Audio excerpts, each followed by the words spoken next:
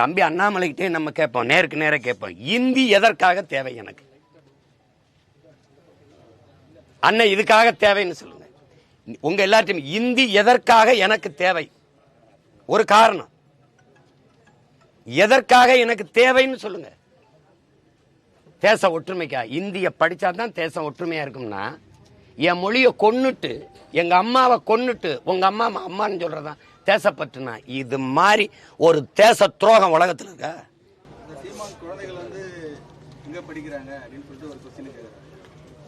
எங்க படிக்கிறாங்கன்னு எங்க படிக்கிறாங்கன்னு குழந்தை இருக்கு. நீ எங்க என் தாய்மொழியை படிக்க நீ எங்க பள்ளிக்கூடம் வச்சிருக்க அண்ணாமலை?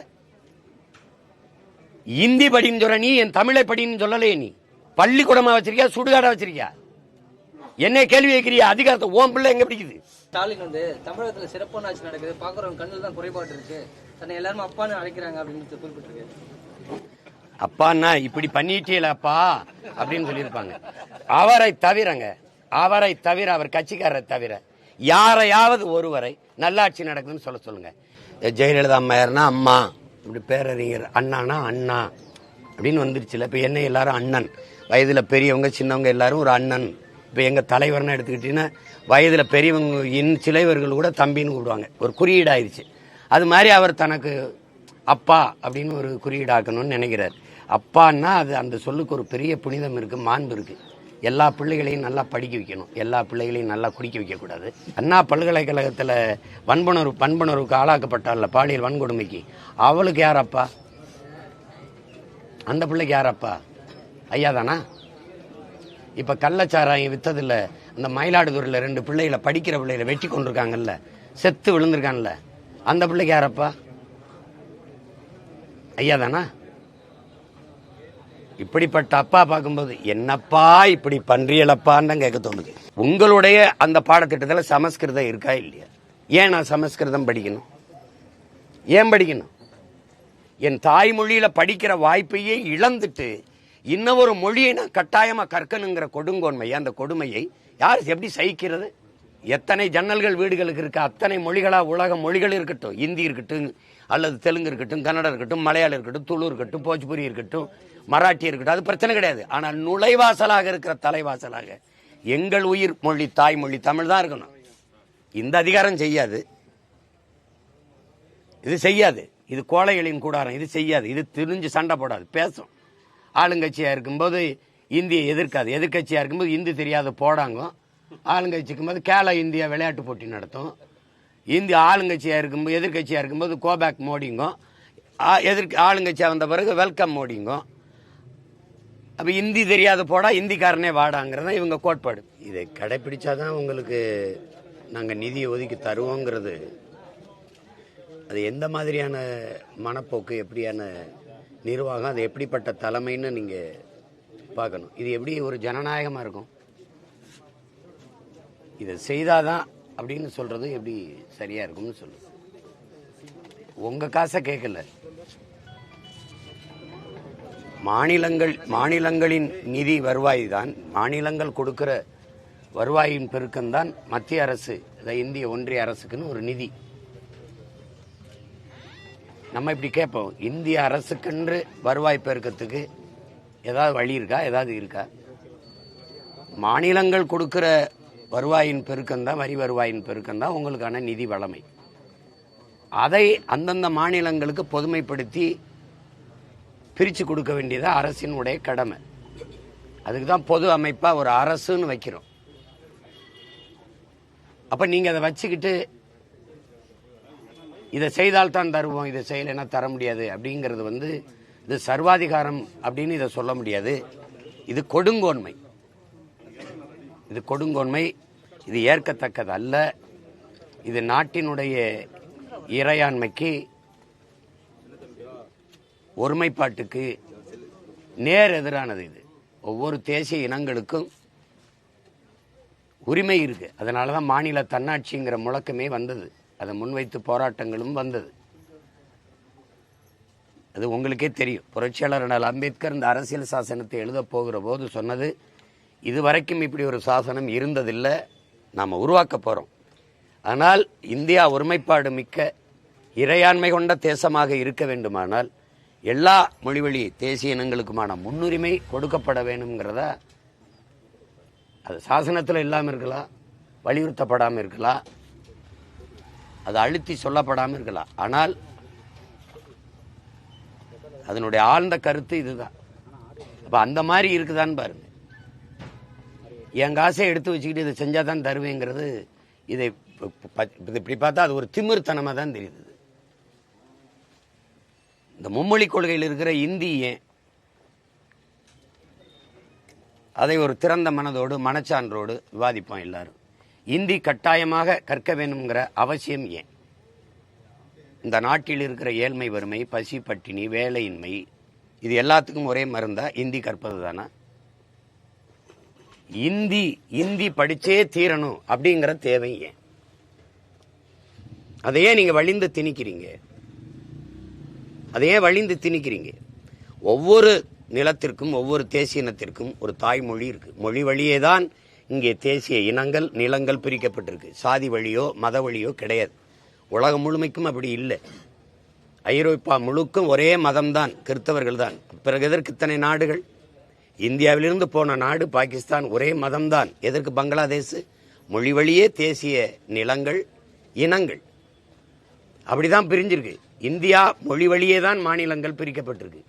அது காரணம் அந்த மொழி, அதனுடைய கலை கலாச்சாரம், பண்பாடு, அவர்களுடைய வழிபாடு, அவர்களுடைய தொன்று தொட்ட வேளாண்மை, அங்க வாழ்கிற மக்களின் பெண்ணிய உரிமை, வேலைவாய்ப்பு, தொழில் வளர்ச்சி, பொருளாதார மேம்பாடு, இவற்றுக்கெல்லாம் ஒரு அரசியல்.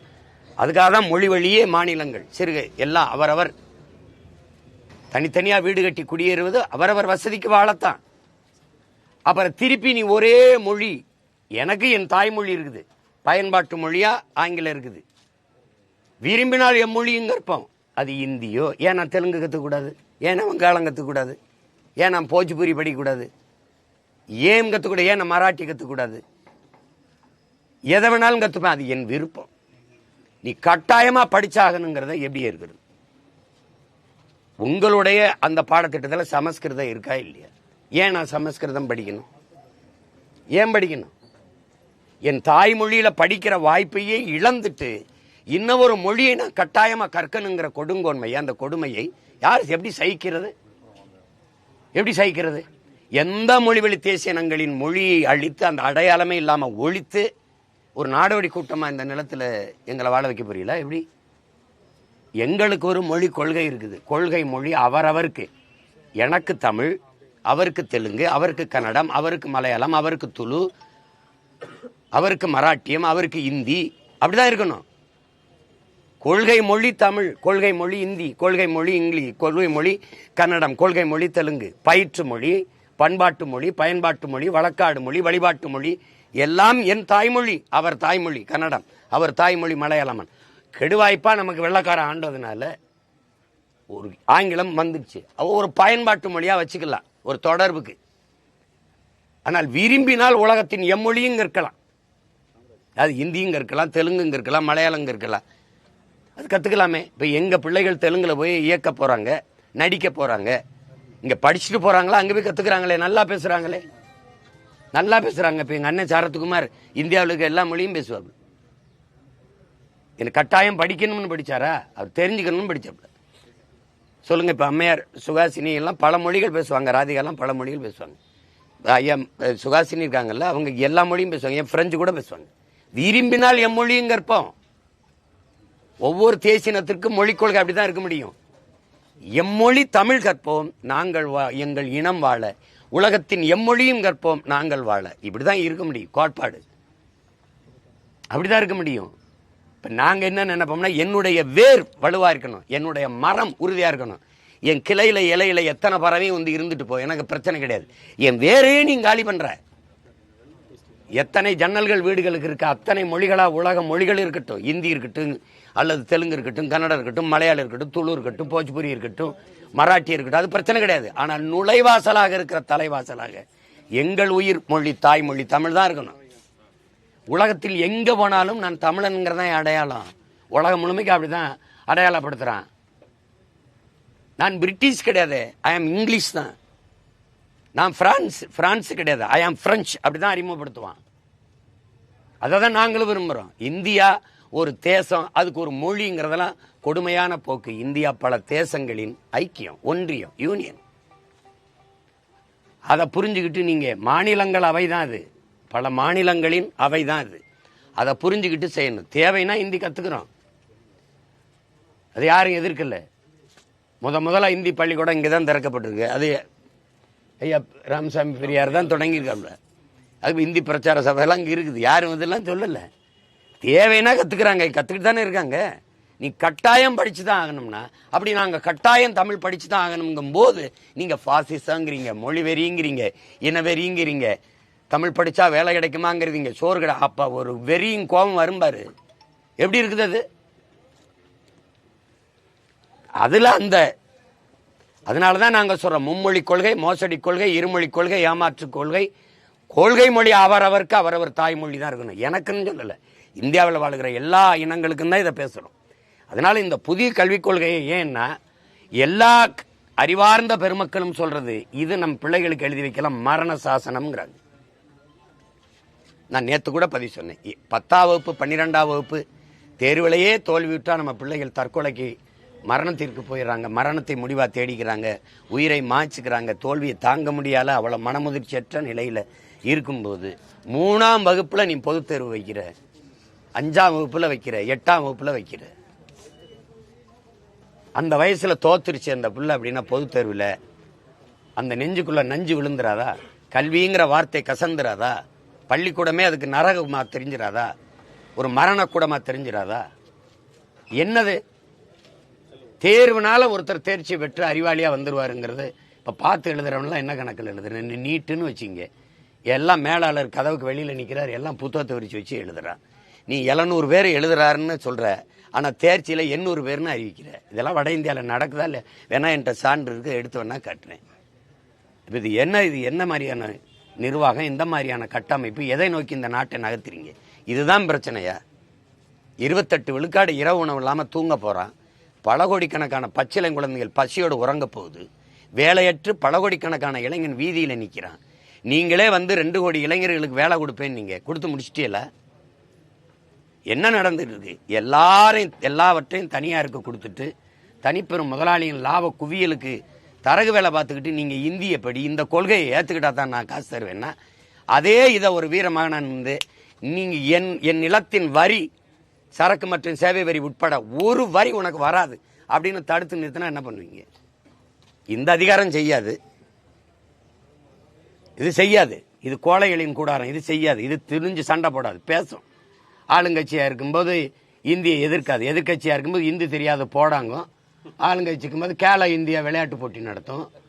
இந்திய ஆளுங்கட்சியா இருக்கும்போது எதிர்கட்சியா இருக்கும்போது கோபேக் மோடிங்க, ஆளுங்கட்சியா வந்த பிறகு வெல்கம் மோடிங்க. அப்ப இந்தி தெரியாத போடா, இந்திக்காரனே வாடாங்கிறத இவங்க கோட்பாடு. இப்போ 1.5 கோடி இந்திக்காரன் வந்துட்டான். அதனால அது என் பிள்ளையை படிக்க வைக்கிறதுக்கு எனக்கு தெரியாதா? என் பிள்ளைக்கு என்ன உணவு கொடுக்கணும், என்ன உடை போடணும், என்ன மாதிரி கல்வியை கொடுக்கணும்னு தெரியாதா? அந்தந்த மாநிலத்திற்கு கொடுத்துரு. கல்வியை நீ பொதுப்பட்டியல் வேண்டி வச்சுக்கிட்டு இருக்கனால இந்த ஆட்டம். அதை பறி கொடுத்தது இந்த பெருமக்கள் தான். எடுத்துக்கிட்டு போகும்போது வேடிக்கை பார்த்துக்கிட்டு நின்னது இவங்க தான். கல்வி மானுட உரிமை, ஒவ்வொரு மாநிலத்தின் உரிமை, அதை கொடுக்க வேண்டியது அரசின் கடமை. நீ எனக்கு கொடுத்துரு கல்வி உரிமையை. எங்க மருத்துவக் கல்லூரி கட்டணும், எவ்வளவு சட்டக்கல்லூரி கட்டணும், எவ்வளவு பொறியியல் கல்லூரி கட்டணும், என்ன என் பிள்ளைக்கு எப்படி படிப்பு சொல்லிக் கொடுக்கணும் எனக்கு தெரியும். அதை விட்டுட்டு இதை படிச்சா தான் ஆச்சு அப்படின்னு. 2016ஆம் ஆண்டு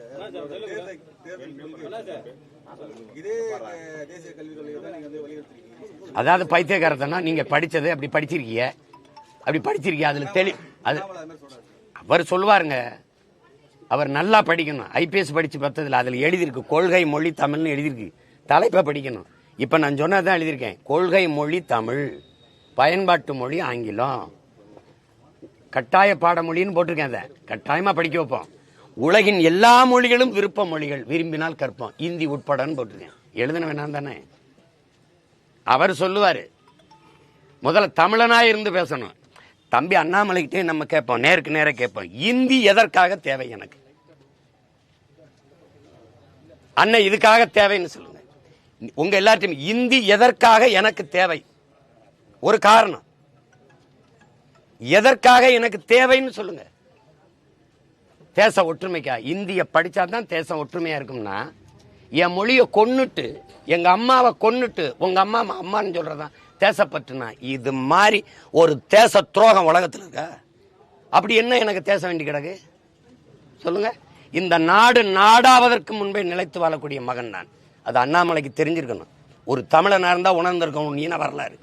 இந்த நாடு நாடாவதற்கு முன்பே பூர்வீகுடி மக்கள் நாங்கள். இந்த நிலப்பரப்பு முழுதும் பரவி வாழ்ந்தவர்கள் தமிழை தாய்மொழியாக கொண்ட நாகர்கள். நான் சொல்லல, அரசியல் ஆசான் அண்ணல் அம்பேத்கர். தெற்காசிய முழுமைக்கும் பரவி வாழ்ந்தவர்கள் தமிழர்கள். ஹார்வர்ட் பல்கலைக்கழக பேராசிரியர்கள் ரிச்சர்ட் மார்ட்டினும் டோனி ஜோசப்பும். நம்ம சொன்னா கூட பரவாயில்ல, பெரிய பெரிய மேதைகள் சொல்றாங்க. என் மொழியை நீ அப்படி சாதாரணமா இந்தி எதற்கு கத்துக்கணும்? இதுக்காக கத்துக்கணும் தேவைன்னா கத்துக்கிறோம். ஏன் இந்தி மட்டும் படிக்கணும்? மராட்டி படிக்க கூடாதா? மராட்டியில போய் இப்படி சொல்லுவியா? சட்டசபையில நீ இந்தியில உறுதி பிரமாணம் எடுத்துருவியா? சொல்ல முடியுமா? அவ்வளவு உறுதியா இருப்பான். நீ எதுக்குன்னு சொல்லுங்க. இதுக்காக செய்வோம், இதுக்காக கத்துப்போம். தொடர்பு தானே. நான் வேணா கத்துக்கிட்டு வரேன். வட இந்தியால எனக்கு வேலை. இப்ப வட இந்தியால திடீர்னு பணிமாற்றம் போட்டுறாங்க. இங்க இருக்கிற எங்க காவல்துறை அதிகாரிகளே இல்ல மாவட்ட ஆட்சி பணியில் இருக்க IAS அதிகாரிகளை போட்டுறாங்க. அங்க போய் கத்துக்கிறது இல்லையா? ஐயா சொல்லுங்கய்யா, கத்துக்கிறது இல்லையா? தேவைன்னா கத்துக்க போறோம். உணவு, மொழி, உடை இதையெல்லாம் அங்கங்க வாழ்கிற கால சூழல் அதுதான் தீர்மானிக்குமே ஒழிய கட்டாயமா இதை கத்துக்கன்னு சொல்றதுக்கான காரணம் என்ன?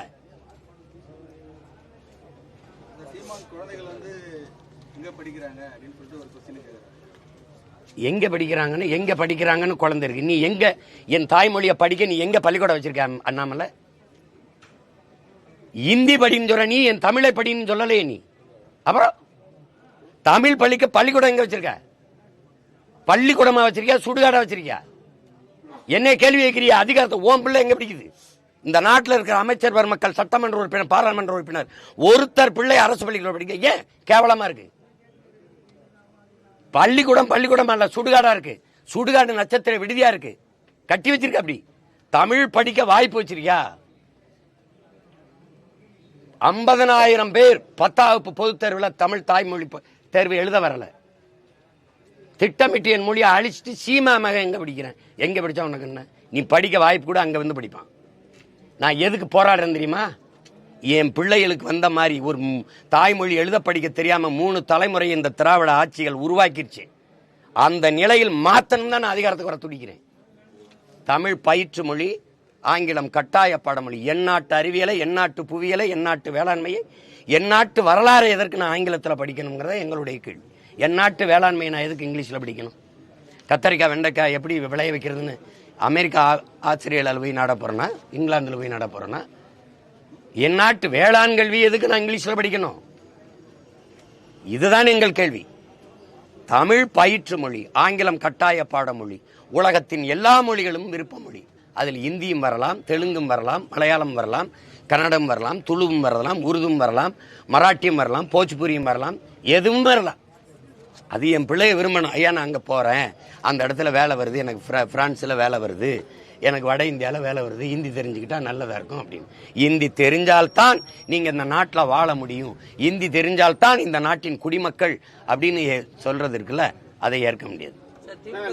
ஸ்டாலின் தமிழகத்தில் சிறப்பான ஆட்சி நடக்குது, பார்க்குறவங்க கண்ணில் தான் குறைபாடு இருக்கு, தன்னை எல்லாரும் அப்பான்னு அழைக்கிறாங்க அப்படின்னு குறிப்பிட்டிருக்காரு. அப்பான்னா இப்படி பண்ணிட்டீங்களப்பா அப்படின்னு சொல்லியிருப்பாங்க. அவரை தவிர அவர் கட்சிக்காரரை தவிர யாரையாவது ஒருவரை நல்லாட்சி நடக்குதுன்னு சொல்லுங்க. மாண்புமிக்க தமிழக முதல்வர் சட்டசபையில் பேசினதற்கு 1,00,000 போராட்டங்களுக்கு நாங்கள் அனுமதி கொடுத்துருக்கோம் 3 ஆண்டுகள்னு. உங்களுக்கு யாருக்கும் ஐயம் இருக்கா? இல்லை எடுத்துக்காட்டவா? பேசினது இருக்கு. 1,00,000 போராட்டங்கள், 1,00,000 பிரச்சனைகளை இந்த 3 ஆண்டுகளில் இந்த மக்களுக்கு கொடுத்துருக்குது. இது நல்ல ஆட்சினா உங்களுக்கெல்லாம் மனசாட்சி இருக்கான்னு சொல்லுங்க. 1,00,000 போராட்டங்கள், அது கூட எண்ணிக்கையில் குறைவா இருக்கலாம். இன்னைக்கும் போராட்டம் நடக்குது. ஒவ்வொரு மக்களும் தெருவில் என் வீடை இடிக்கிறாங்க, கரூர் போறாமா, பெருந்துறை போறாமா, ஓடியா அந்த மக்கள் நாங்க குடியிருக்கிற வீடை இடிக்கிறாங்க. கேட்டா ஆக்கிரமிப்பு. அரசு ஆக்கிரமிச்சா சட்டம், அப்பாவி மக்கள் அவங்க ஆக்கிரமிச்சா குற்றம். இதெல்லாம் என்ன ஆக்கிரமிப்பு? ஏரியை ஆக்கிரமிச்சு பள்ளிக்கரண ஏரிய இயற்கையின் அருங்கொடையை ஆக்கிரமிச்சு குப்பை மாடாக்கணும் பெருமக்கள். ஆக்கிரமிப்பை பத்தி பேசுறது உங்களுக்கு என்ன தகுதியா இருக்குது? என்ன இருக்குது? அரசு கட்டிடங்கள், நீதிமன்றங்கள், பல இடங்கள் எல்லாமே நீர்நிலைகளை ஆக்கிரமிச்சு கட்டினது தான். நல்லாட்சின்னு அவரை தவிர இந்த நாட்டில் யாருமே சொன்னாதான் கேட்கிறேன். நல்லாட்சி என்று சொல்லுகிற பெருமக்களே உங்களுக்கு இருக்கா மனசாட்சின்னு தான் நான் கேட்கிறேன். சும்மா ஏதாவது பேச்சுக்காதீங்க. நல்லாட்சி கொடுக்குறேன். நீங்க ஈரோடு இடைத்தேர்தலில் வந்து நான் இப்படி ஆட்சி கொடுத்துருக்கேன்னு சொல்லி நீங்களும் உங்க மகனும் நின்று ஏன் ஓட்டு கேட்கல? ஓட்டுக்கு எதுக்கு நோட்டு கொடுத்தீங்க, காசு கொடுத்தீங்க? எதுக்கு கள்ள ஓட்டு போட்டீங்க? ஹலோ ஐயா, நல்லாட்சி நாயகரே, திராவிட மாடலின் திலகமே, எதையாவது பேசிட்டு நேற்று ஒரு வழக்கில் வந்து பார்த்தீங்கன்னா உங்களுடைய மனுவை தள்ளுபடி பண்ணி வழக்கு நடத்தணும்னு சொல்லியிருக்காங்க. அந்த எப்படி அதை நடத்துவோம், நீதிபதி சொல்லிக்கார நடத்துவோம். வழக்கு போட்டது நான் தான், நடத்துவோம். அப்பான்னு கூட்டாலே வேற மாதிரி அர்த்தம்னு சொல்லிட்டு சிவி சண்முகம் சொல்லியிருக்காரு சார். அதுக்கு வந்து இப்ப காங்கிரஸ் தலைவர் வந்து கண்டனம் தெரிவிச்சிருக்காரு. சிவி சண்முகம் அமைச்சர் சிவசங்கர் கண்டனம் தெரிவிச்சிருக்காரு. அப்பான்னு சொல்றதுக்கு அர்த்தம் வேற. இவர் அப்பான்னு சொல்றது முதல்வர் விரும்புறாருன்றத அது வந்து அவர் ஒரு அடையாளமா ஆகணும்னு நினைக்கிறார். இப்போ ஜெயலலிதா அம்மையார்னா அம்மா, இப்படி பேரறிஞர் அண்ணானா அண்ணா அப்படின்னு வந்துருச்சுல. இப்போ என்ன எல்லாரும் அண்ணன், வயதுல பெரியவங்க சின்னவங்க எல்லாரும் ஒரு அண்ணன். இப்போ எங்க தலைவர்னு எடுத்துக்கிட்டீங்கன்னா வயதுல பெரியவங்க சிலைவர்கள் கூட தம்பின்னு கூப்பிடுவாங்க, ஒரு குறியீடாயிருச்சு. அது மாதிரி அவர் தனக்கு அப்பா அப்படின்னு ஒரு குறியீடாக்கணும்னு நினைக்கிறார். அப்பான்னா அது அந்த சொல்லுக்கு ஒரு பெரிய புனிதம் இருக்கு, மாண்பு இருக்கு. எல்லா பிள்ளைகளையும் நல்லா படிக்க வைக்கணும், எல்லா பிள்ளைகளையும் நல்லா குடிக்க வைக்கக்கூடாது. பள்ளிக்கூடத்துக்கு போகிற பிள்ளைகளை மார்பை கடிச்சு வச்சிருது, அந்த 6 பேர் 9வது பிள்ளையை கற்பமாக்கி விடுறது, மனநலம் பாதிக்கப்பட்ட பிள்ளைய பல பேர் சேர்ந்து வன்புணர்வு செய்கிறது. அண்ணா பல்கலைக்கழகத்தில் வன்புணர்வுக்கு ஆளாக்கப்பட்டால பாலியல் வன்கொடுமைக்கு, அவளுக்கு யார் அப்பா? அந்த பிள்ளைக்கு யார் அப்பா? ஐயா தானா? இப்போ கள்ளச்சாராயம் வித்ததில்ல, இந்த மயிலாடுதுறையில் 2 பிள்ளைகளை, படிக்கிற பிள்ளைகளை வெட்டி கொண்டிருக்காங்கல்ல, செத்து விழுந்திருக்காங்கல்ல, அந்த பிள்ளைக்கு யாரப்பா? ஐயா தானா? இப்படிப்பட்ட அப்பா பார்க்கும்போது என்னப்பா இப்படி பன்றியலப்பான்னு தான் கேட்க தோணுது. வேற எதுவும் கேள்வி இருக்கா? நன்றி, வணக்கம். உயர்நீதிமன்றமே பாராட்டு தெரிவிச்சது தமிழக அரசுக்கு. அப்பா வழக்கலையா? நடவடிக்கை சரியா நீங்க அண்ணா பல்கலைக்கழகம் சரியானதை கையாண்டிருக்காங்க. காவல்துறையும் தமிழக அரசு வந்து சென்னை உயர்நீதிமன்றமே பாராட்டு நடவடிக்கை. நான் உங்ககிட்ட கேட்கிறேன், ஊடக இருங்க தம்பி, ஊடகவியலாளர்களா என் உடன் பிறந்தாட்ட கேட்கிறேன், நடவடிக்கை என்ன? எடுத்த நடவடிக்கை நமக்கு தெரியணும்ல. என்ன நடவடிக்கை இருக்கு? நான் என்ன கேட்கறது சொல், என்ன நடவடிக்கை இருக்கு? தம்பி ஆம்ஸ்ட்ராங் கொலையில இருந்து என்ன நடவடிக்கை இருக்கு? சாலையில, கிழக்கு கடற்கரை சாலையில திமுக கொடியை கட்டி போனதுல வந்த பிரச்சனைக்கு இல்ல நான் அதிமுக காரன், நான் சும்மா டோல்ல வந்து இது பண்றதுக்காக, அதை ஏமாத்துறதுக்காக கொடியை கட்டினேன். அப்படின்னா உன் கொடியை கட்டினா ஏமாத்தலாம் அதானே? அவனை மட்டும் நீ போலீஸ் காவல்துறை வண்டியில வச்சு எடுத்தீங்களா இல்ல வீடியோ? அந்த பையன் பேசினால அதை ஏன் ஞானசேகரன் எடுக்கல? ஒரு தங்கச்சி சொன்ன வாக்கு மூலத்தை முதல் தகவல் அறிக்கையில எஃப்ஐஆர்ல வெளியிட்ட நீ, அவனை ஏன் நீ வாக்கு எடுக்கல?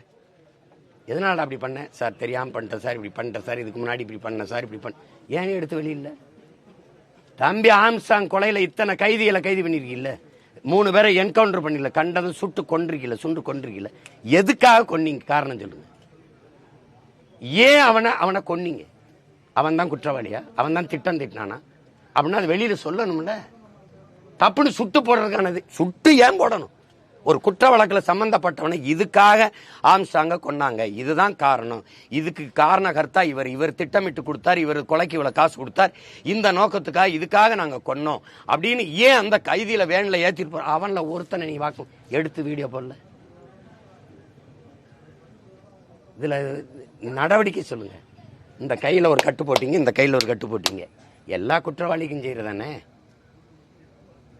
மார்கை மாதிரி அடிச்சு வெள்ளைய ஒரு கட்டை போட்டு அவன் உட்கார்ந்துருப்பான். அப்புறம் வண்டியில ஏற்றும்போது தாங்கி தூக்கிட்டு வருவிய, இறங்கி நடக்கும்போது நல்லா நடந்து போவான், ரயில்வே ஸ்டேஷன் போகும்போது தள்ளு வண்டியில் தள்ளிட்டு போவிய. இந்த திராவிட நாடகத்தை என்னைக்கு நிறுத்துவீங்க நீங்க?